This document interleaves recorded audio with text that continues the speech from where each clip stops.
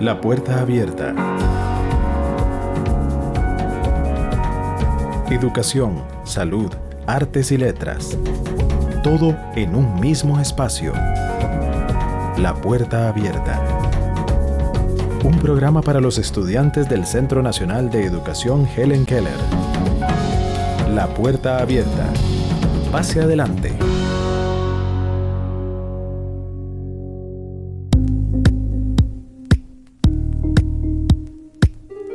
Hola, hola, buenas, ¿qué tal? Muchas gracias por acompañarnos al episodio 49 de La Puerta Abierta Podcast.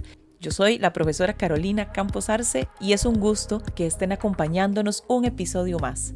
Hoy la puerta se va a abrir para conversar sobre la ecolocación. ¿Qué es y quiénes utilizan la ecolocación? También tendremos una entrevista con el docente de Estudios Sociales del Centro Nacional de Educación Helen Keller, Enrique Quiroz Chávez, quien además es exalumno de nuestra institución. Así es que va a ser un placer escuchar sus vivencias tanto como exalumno como profesor.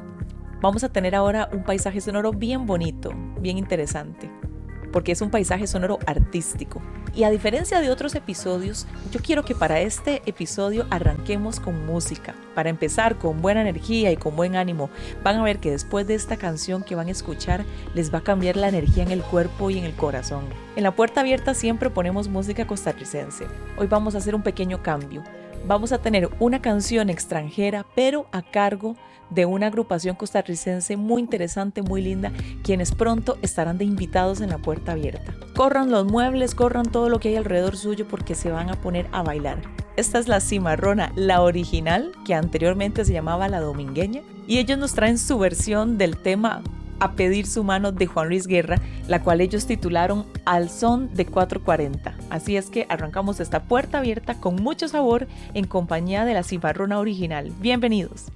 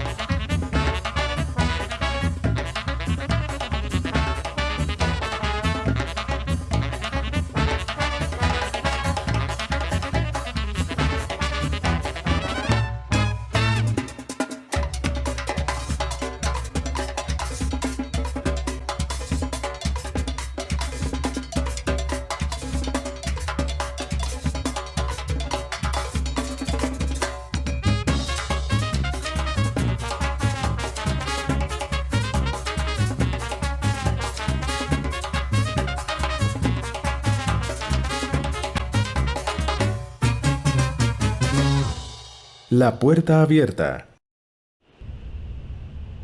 Beto, no puedo creer que me hayas traído a este lugar. Ay, ¿cómo se te ocurrió? Esto nunca te lo voy a perdonar, Beto. Ay, ¿qué? ¿Pero por qué? Es un chuzo de paseo. Nada que ver. Además me trajiste engañada. Me dijiste que iba a ser un paseo nocturno, todo bonito. Y lo es. Estamos paseando, es de noche y es súper lindo. ¿Acaso habías estado en tu vida en unas cuevas repletas de murciélagos? No, por supuesto que no. ¿Quién quiere estar en una cueva llena de murciélagos en la noche? Me dan terror los murciélagos y no me gustan las cavernas. Y además de noche, ¿estás loco? Me siento como en una película de terror, solo falta que empiece a llover y caigan los truenos. Ay, qué dramática. Los murciélagos no nos van a hacer nada. Ellos no le hacen daño ni atacan a los humanos. Así, no nos hacen daño.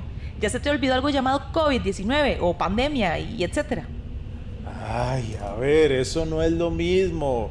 Los murciélagos tienen un montón de virus y organismos viviendo en ellos. Pero que los humanos decidan capturarlos y comérselos pues eso es otra cosa. O que se les ocurra meterse en una cueva repleta de ellos. ¡Ay, ay! ¡Cuidado! Ay, tenés que darle una oportunidad a los murciélagos. Son mamíferos asombrosos. Pues yo no sé nada asombroso sobre los murciélagos. Solo sé que hacen un sonido horrible y que son ciegos y pueden volar. No son ciegos, eso no es cierto. Sí ven, pero no es el sentido más fuerte. Sus meras orejas los ayudan mucho a ubicarse y a ubicar presas. Su sentido más fino es el de la ecolocación. ¿Ecoloco qué? Ecolocación. Es el sistema de orientación por sonido de la naturaleza. Es una estrategia que utilizan ciertos animales para la caza y la orientación. Es que emiten una onda de sonido que rebota en un objeto y devuelve un eco, que, digamos, les da la información sobre la distancia y el tamaño. ¿En serio? Yo solo había escuchado eso de las ballenas y los delfines. ¿Y los humanos también? ¿Cómo? ¿Los humanos? ¿Los humanos hacen ecolocación? Pues sí, los humanos pueden desarrollarlo. Quienes más lo utilizan son las personas con discapacidad visual. Beto, no quiero ser aguafiestas, pero creo que este no es el mejor lugar para ponernos en modo nerd y académico. ¿Podríamos salir de aquí, por favor, para poder hablar de esto de la colocación?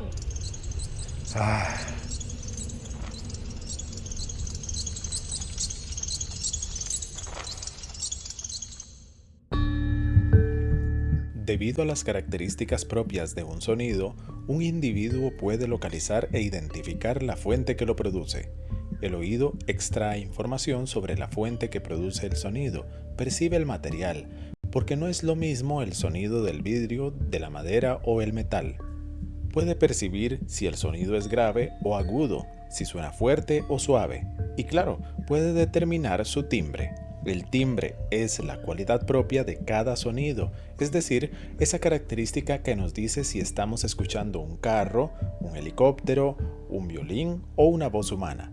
Incluso, cada voz tiene un timbre propio, y esto nos permite identificar a las personas que nos hablan, aunque no las veamos. No nos percatamos, pero nuestros oídos nos brindan mucha información cuando escuchamos. Podemos saber si un carro viene cerca o si el bus se alejó, y hasta nos puede avisar si va a llover.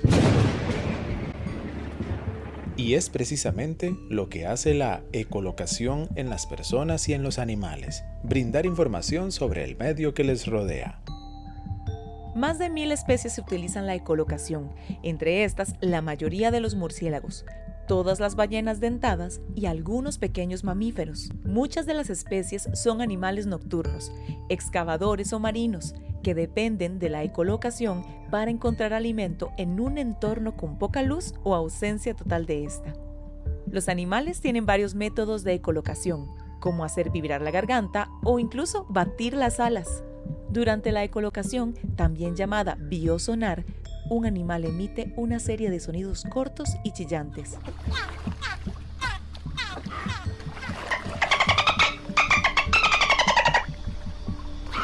Estos sonidos viajan fuera del animal y luego rebotan sobre los objetos y superficies en su camino formándose un eco. El eco vuelve al animal, creando una especie de mapa mental, lo que le da una noción de lo que se encuentra en su camino. El murciélago produce un sonido con su laringe y los modifica con su boca y nariz. Cuando los ecos retornan, alcanzan sus tímpanos, que cambian el sonido en vibraciones hacia los huesos del oído interno e informan al cerebro sobre los ecos recibidos. Las enormes orejas de algunos murciélagos ayudan a atrapar los sonidos, aumentando su capacidad auditiva. Además de utilizar la ecolocación para la caza o la autodefensa, algunos animales recurren a esta estrategia para desplazarse por sus hábitats. En el caso de los animales marinos, la ecolocación es una estrategia natural, ya que en el océano el sonido viaja 5 veces más rápido de lo que lo hace en el aire. Los clics, silbidos y chillidos de las ballenas son producidos y modulados al hacer pasar el aire a través del conducto respiratorio.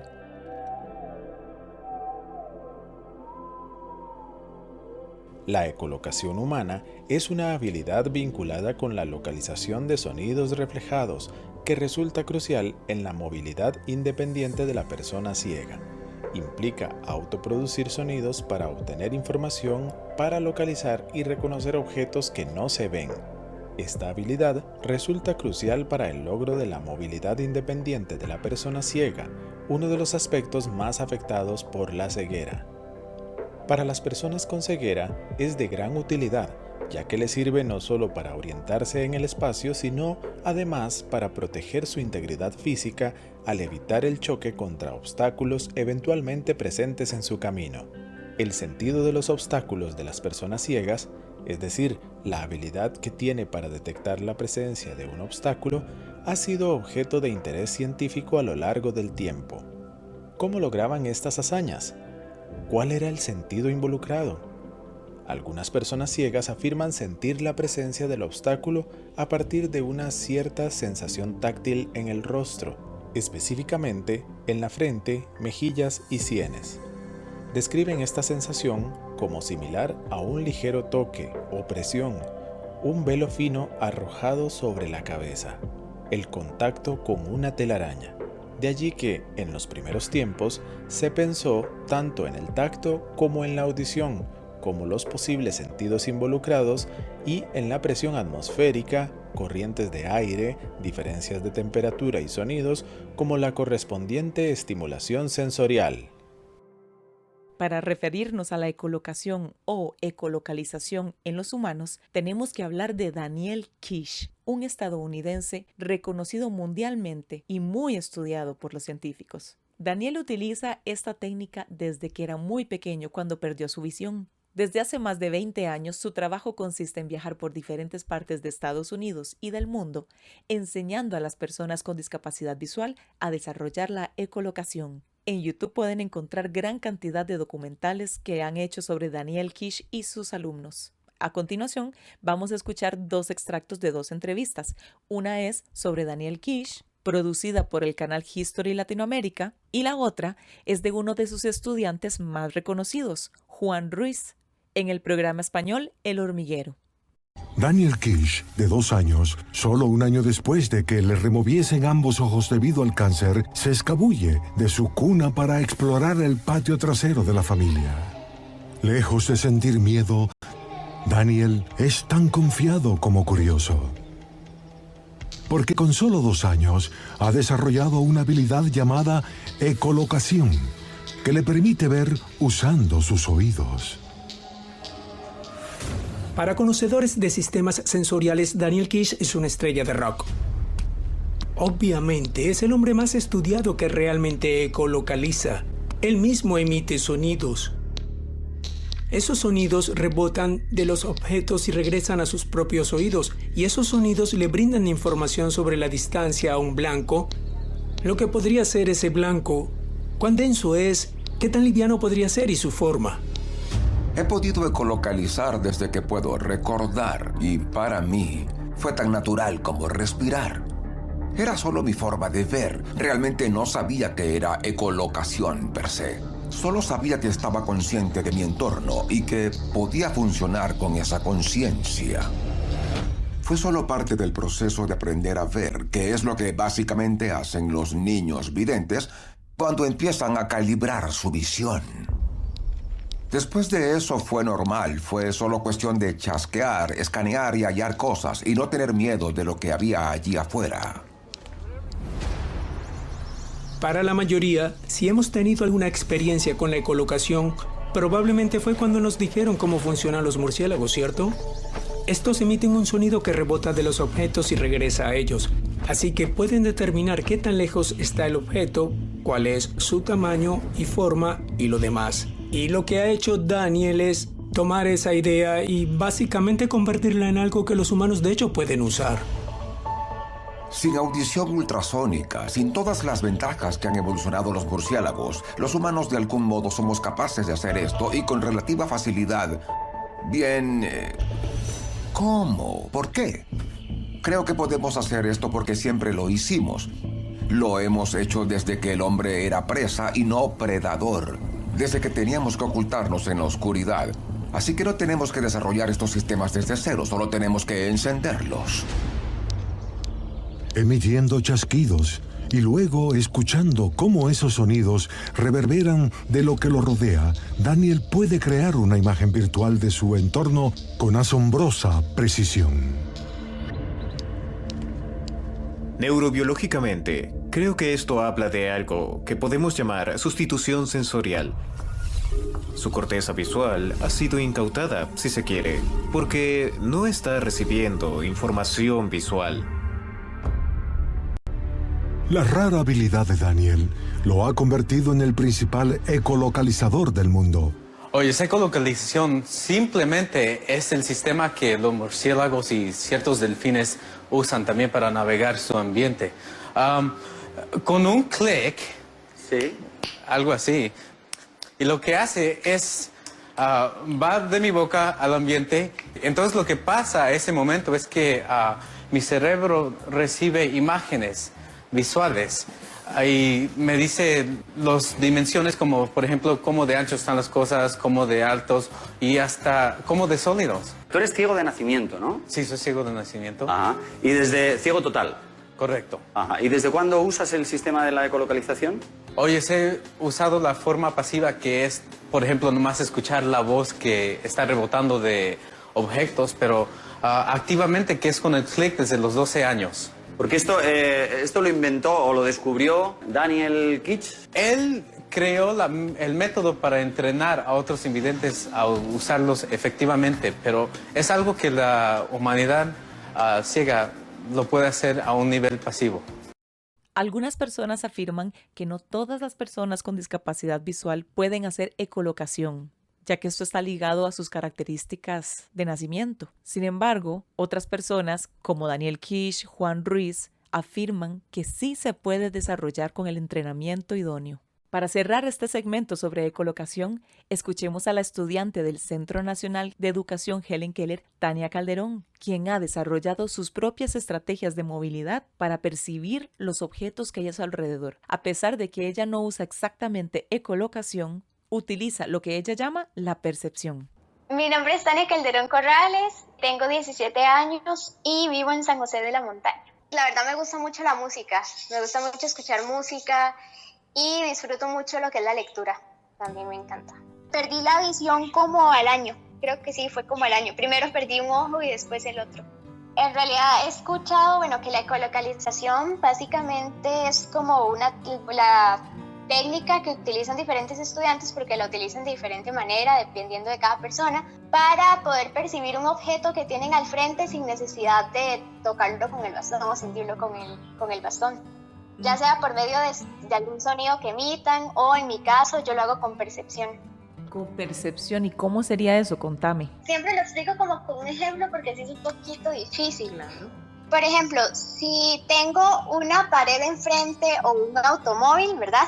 Es como una sensación como cuando usted se tapa con una cobija, que siente como, obviamente está tapada, siente como un tipo de calor, ¿verdad? Claro. Entonces, básicamente, si tengo la pared al frente, siento como ese tipo de calor. Entonces, en ese momento, sé que tengo algo al frente, entonces puedo apartarme antes de sentirlo con el bastón. Siempre que iba caminando así como por la calle, sentía como ese tipo de percepción, como cuando tenía algo al frente, y ya poco a poco como que fui suponiendo, ¿verdad?, que eso pasaba cada vez que estaba a punto de chocar con algo o antes de que el bastón chocara con algo. Entonces, ya cuando me explicaron ese tema de la colocalización, entendí que tenía algo que ver con eso. Cuando voy caminando con el bastón por algún lugar, me permite como más independencia en el sentido de que me permite como más seguridad en mi persona a la hora de no chocar con algo, porque puedo esquivarlo antes de que incluso el bastón lo sienta. Entonces,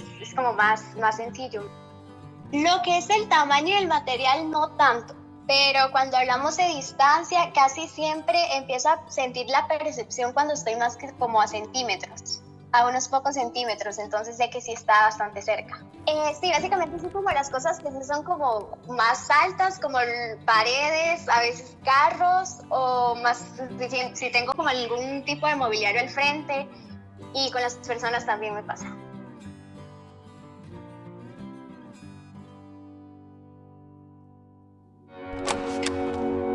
Está escuchando La Puerta Abierta. Pase adelante.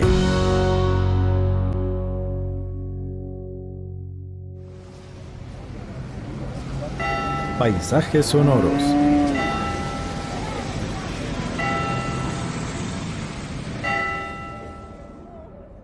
Así suena el paisaje sonoro del Auditorio Nacional en el Museo de los Niños.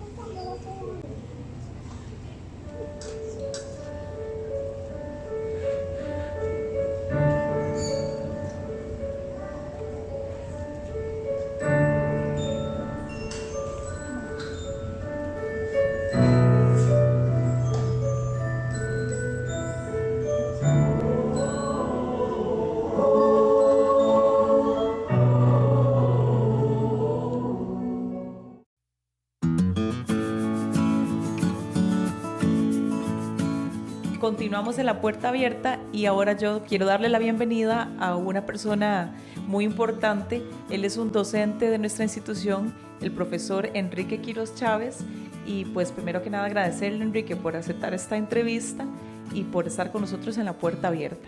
Un enorme placer, Carolina. Más que el agradecimiento, creo que viene del lado mío por este espacio y por poder acompañarlos un ratito más en La Puerta Abierta. El profesor Enrique es docente de estudios sociales acá en nuestra institución ¿desde hace cuántos años? 10 años aproximadamente. Y pues dentro de su experiencia como profesor, Enrique colecta un montón de anécdotas de experiencias positivas, negativas, aprendizajes. Pero hoy yo quiero que conversemos con Enrique no solamente como docente, sino como una persona que además es exalumna del Instituto Helen Keller. Enrique, comencemos hablando sobre su condición visual.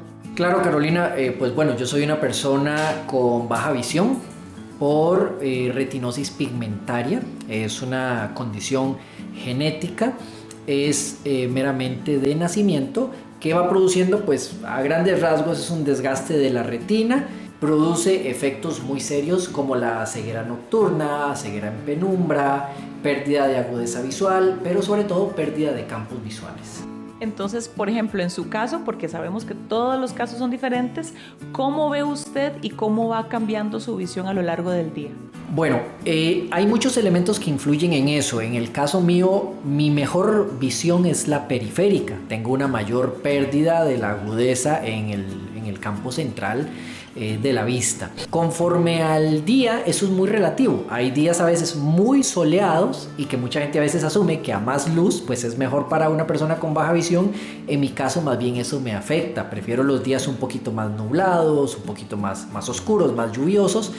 Pero también va a pasar por condiciones anímicas e incluso por tener que ingerir en algún momento medicamentos que también puedan producir un efecto directo sobre la visión.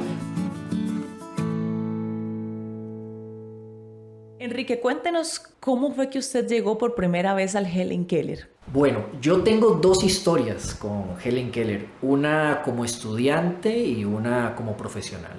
Como estudiante, yo llegué a Helen Keller en el año 99, justo cuando iba a ingresar al colegio. Y a partir de ahí empiezo con un acompañamiento de la persona profesional en el área de educación especial. Por supuesto, los servicios que existían en esa época eran menos que los que tenemos ahora. No la calidad profesional, pero sí la variedad de servicios era muy diferente a lo que tenemos ahora. Recuerdo que trabajaron el tema de la Presto para mejorar el tacto, técnicas en el área de movilidad, apoyo con diferentes talleres. Recibí talleres de estrategias para mejorar mi estudio. Recuerdo que recibí talleres de sexualidad relacionados directamente con la autoestima. ¿Y qué profesores recuerda de esa época? Bueno, de esa época recuerdo que la primer docente que me recibió por acá se llama Delia, alias la China. Ella fue la primer docente que me recibió por acá. Recuerdo que cuando yo llegué por acá a Helen Keller, en una decisión muy sabia, la profesora Delia me puso a trabajar mecanografía. Y me dijo, usted tiene que aprender buena mecanografía porque el futuro va a pasar por las computadoras y por el uso de teclados. Wow. Estamos hablando en el año 99, donde apenas estábamos en una transición, y hoy en día para mí es uno de los puntos claves a la hora de iniciar. Me imagino que acá fue donde aprendió el uso del bastón, ¿o eso lo adquirió desde antes? No, eso definitivamente lo aprendí acá en Helen Keller. Recuerdo que desde que inicié, incluso me tocó vivir un momento muy interesante. Caro, resulta que la situación de la movilidad y la orientación como una rama importante dentro de los apoyos que puede recibir una persona con discapacidad también va evolucionando en la historia. Yo llegué en un momento en el que se le preparaba en muchas de las ocasiones a la persona con baja visión para las diferentes técnicas de movilidad con los ojos vendados, porque se asumía que era mejor preparar a la persona como una persona en condición de ceguera. Sabemos que hoy en día eso ya no se hace, por cómo ha ido evolucionando pues la metodología, y porque se habla mucho de el derecho a ver, y que el remanente visual que usted tenga tiene que ponerlo al servicio junto a la movilidad. No es decir que voy a tratar de esforzarme al máximo visualmente y no voy a usar el bastón. No, es al contrario. Si ya dentro de mi condición requiero el apoyo de un bastón, también voy a sacar el máximo provecho de mi resto visual. Entonces me tocó vivir mucho esa transición. Empecé un poco con la educación de la vieja escuela, por decirlo de alguna manera, e ir migrando hacia el derecho a ver que tenemos las personas con baja visión. Y de a poquitos se fue introduciendo aquella condición del famoso bastón verde, que en mi época eso era algo muy raro, de eso no se hablaba. ¿Cómo es para un adolescente ese periodo de aceptación, de usar el bastón, de tener ese apoyo académico en el colegio, etcétera? Si a mí me preguntan para un adolescente, y tratando de devolverme a mi época, ¿cómo es que a uno lo inviten al uso del bastón como un adolescente? Carolina, es como chupar un clavo. Es horrible, es horrible. Y estoy hablando con toda honestidad. Estamos hablando de que yo ingresé acá con 12 años, ¿verdad? Casi 13. A ver, y que a mí con 13, 14, 15 años me empiecen a hablar de que tengo que usar un bastón. Ya uno como adolescente por defecto tiene un montón de rollos emocionales y situaciones en que estar pensando, y lo que uno menos desea es verse diferente a las demás personas. Por eso le mencionaba que en aquella época el tema del bastón verde no existía. Entonces, si usted me pregunta, como actitud era horrible tener que pasar por ese proceso. Sin embargo, hay dos cosas que no puedo olvidar dentro de todo este proceso educativo. Uno, que el señor José Neri Picado, que fue uno de mis docentes de movilidad en aquella época, decía, ¿cómo quiere aprender usted? ¿Con dolor o sin dolor? Por supuesto yo quería aprender sin dolor, ¿cierto? Con dolor es que me pasaron un accidente por no utilizar el bastón. Y después hubo un consejo muy valioso que siempre me dio una docente acá de Helen Keller, la señora Irene Quiroz, que siempre me dijo, si usted quiere, no use el bastón, pero ándelo en su bolso, ándelo con usted siempre. Y me rindió hasta que entré a la universidad. Usted terminó el colegio. ¿Qué camino decidió tomar Enrique? ¿A qué se quiso dedicar él? Yo necesito tener plena honestidad sobre qué puedo hacer, qué quiero hacer, pero sobre todo, qué habilidades tengo para lograr lo que quiero hacer. Cuando yo salgo del colegio, inicio un proceso en el INA, el Instituto Nacional de Aprendizaje, para ingresar a estudiar telemática. ¿Qué era telemática? El manejo de redes inalámbricas, telefonía celular. A mí eso me apasionaba y ese era mi anhelo, prepararme profesionalmente en el área de la telemática.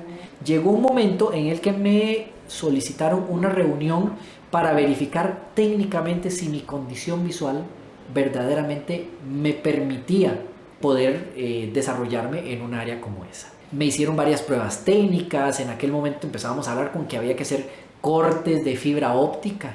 Por supuesto no podía hacer los cortes con fibra óptica.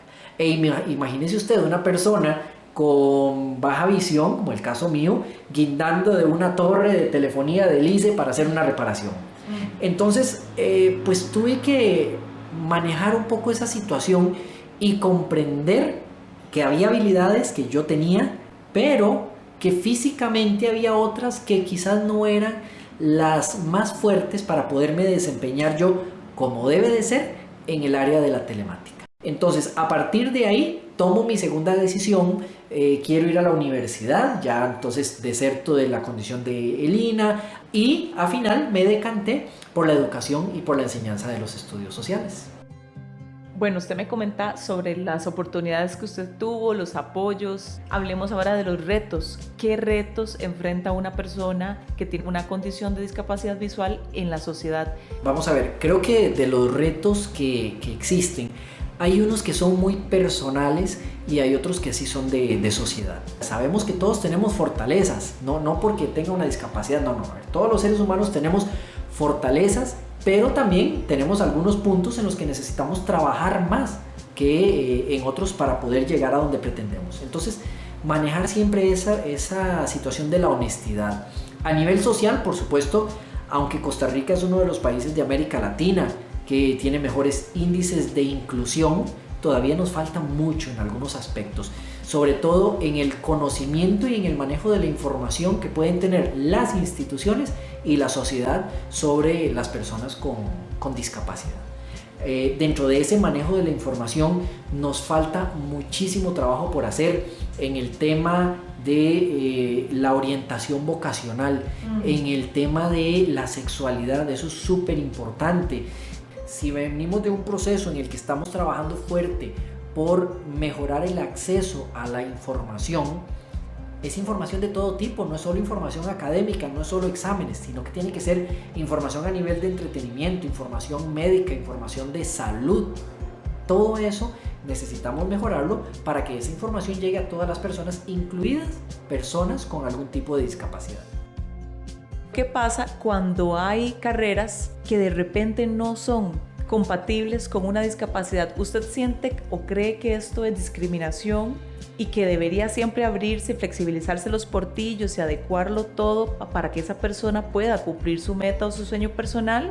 ¿O hay carreras o hay situaciones donde la persona debe decir, creo que esto no es para mí? ¿Cuál sería su posición?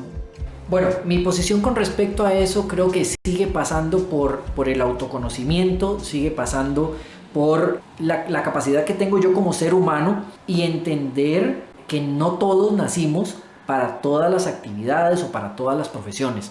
A ver, yo sí he creído a nivel muy personal, es mi opinión, que esa frase de el cielo es el límite es falsa. A ver, eso no es cierto.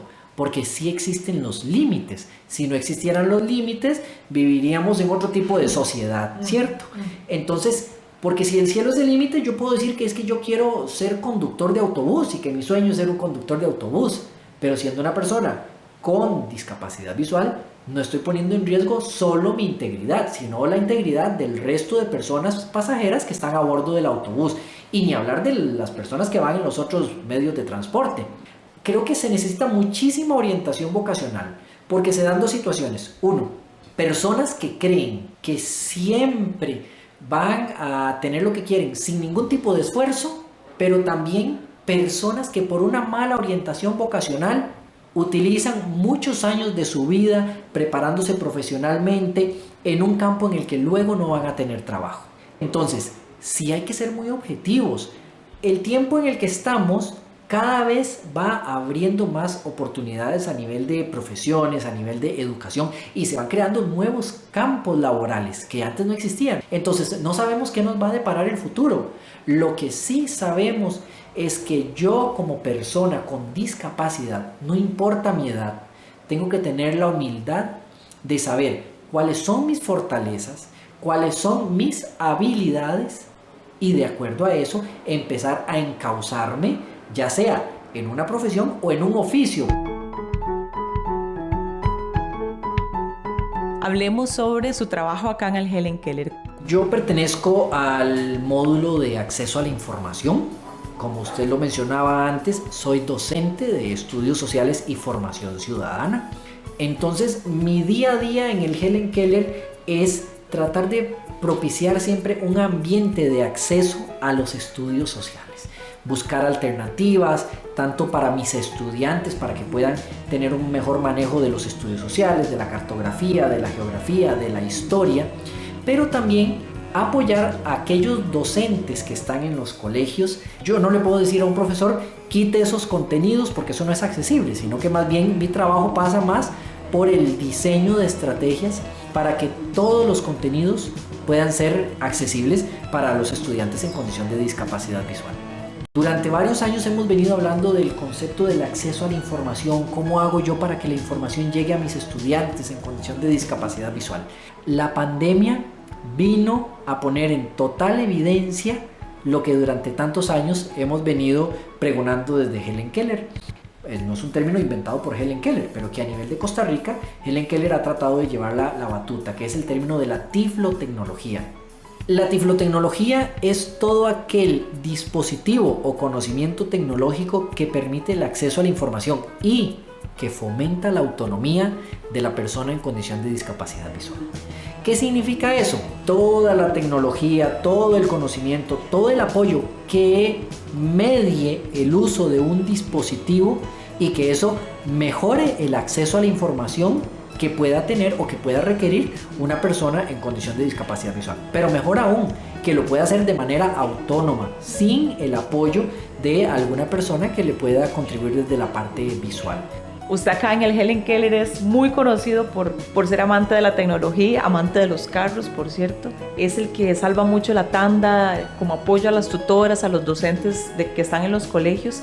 ¿Qué acciones en concreto realiza con el tema de la tecnología? Usted tocó un tema muy bonito, Caro, y es que a veces creemos que hay ciertos temas que no están estrechamente ligados con una condición visual como la baja visión o la ceguera y que no pueden apasionarnos. En el área de la tiflotecnología y de las tecnologías accesibles, pues bueno, desde Helen Keller sí yo he tratado de apoyar y promover el uso de tecnologías móviles en todos nuestros estudiantes. He creado un manual de elaboración de documentos digitales accesibles que fue editado y publicado por la editorial de El Senarec. Colaboro también en el diseño e impartiendo también cursos virtuales en el Instituto de Desarrollo Profesional. Enrique Quiroz Chávez, profesor de Estudios Sociales y Educación Ciudadana en el Centro Nacional de Educación Helen Keller y también pues un exalumno de nuestra institución. Muchísimas gracias por estar en La Puerta Abierta y me gustaría que cerremos con una reflexión final que quiera dejarles a los estudiantes y oyentes de La Puerta Abierta. Claro que sí.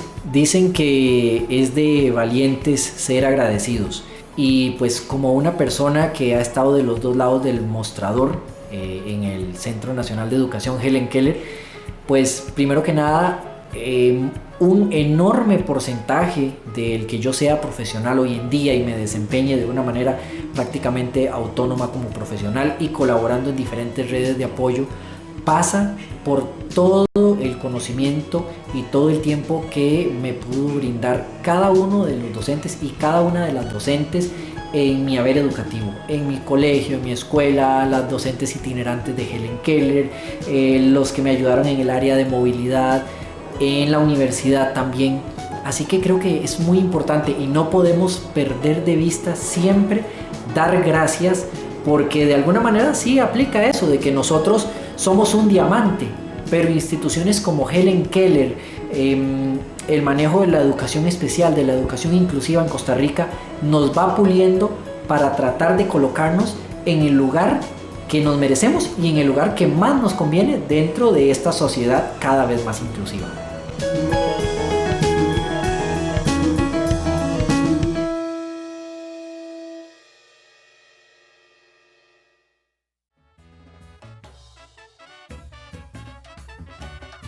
Bueno, llegamos al final del episodio número 49 de La Puerta Abierta Podcast y no nos vamos sin agradecerle a las personas que fueron parte del episodio y que lo hicieron posible. A la estudiante Tania Calderón Corrales, muchísimas gracias por conversar con nosotros. Al profesor Enrique Quiroz Chávez por esa experiencia, de esas anécdotas y esas reflexiones de vida. Muchísimas gracias por estar con nosotros.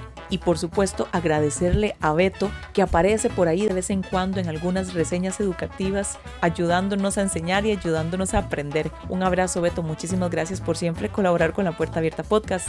Ya saben, si ustedes quieren compartir los paisajes sonoros de sus comunidades, de sus centros de estudio, de su casa, ya sea en el campo, en la ciudad, simplemente graben con su teléfono, ya sea en la grabadora de sonido o directamente en el WhatsApp, y lo envían a sus tutoras para que nos lo hagan llegar a nosotros. O si usted es estudiante o exalumno del Helen Keller y tiene una experiencia de vida sobre la cual quiera compartir con todos los oyentes, pues también háganoslo saber. Nos encontramos la próxima semana con más aprendizajes, más música y más vibras positivas. Hasta pronto.